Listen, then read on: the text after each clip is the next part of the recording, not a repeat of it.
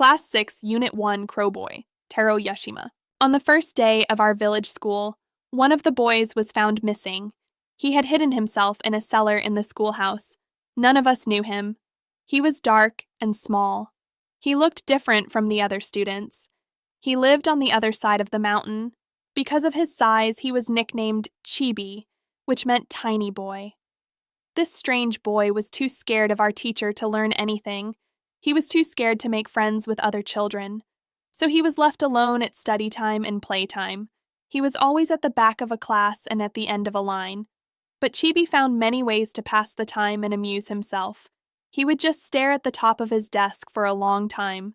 Sometimes he would lie gazing at the ceiling for hours.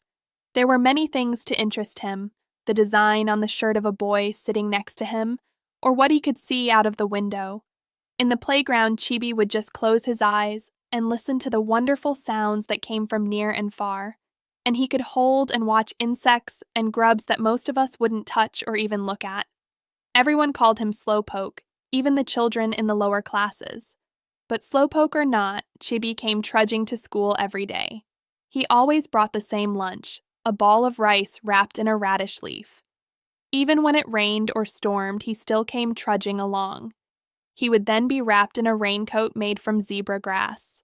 5 years went by, and we were in the 6th grade, the last class in school. Our new teacher, Mr. Isobe, was a friendly man with a kind smile. It was Mr. Isobe who changed the way we looked at Chibi. Mr. Isobe often took his class to the hilltop behind the school. He was pleased to learn that Chibi knew all the places where the wild grapes and wild potatoes grew. He was amazed to find how much Chibi knew about all the flowers in our class garden.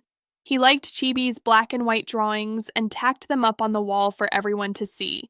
He also had no complaints about Chibi's handwriting, only Chibi could read it. Mr. Isobe tacked some of what Chibi wrote on the wall, and he often spent time talking to Chibi when no one was around. When Chibi appeared on the stage at the talent show of that year, no one could believe his eyes. "Who's that? What can that stupid do up there?" But they were astounded when Mr. Isobe announced that Chibi was going to imitate the cries of crows. Cries of crows?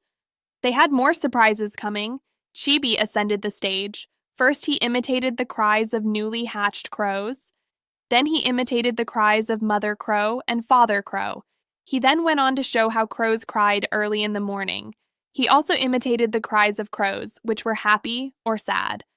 Everybody's mind was taken to the far mountainside from which Chibi came to the school.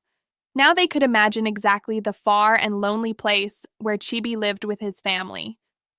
Then Mr. Isobe explained how Chibi had learned those calls, leaving his home for school at dawn and returning at sunset every day for 6 long years.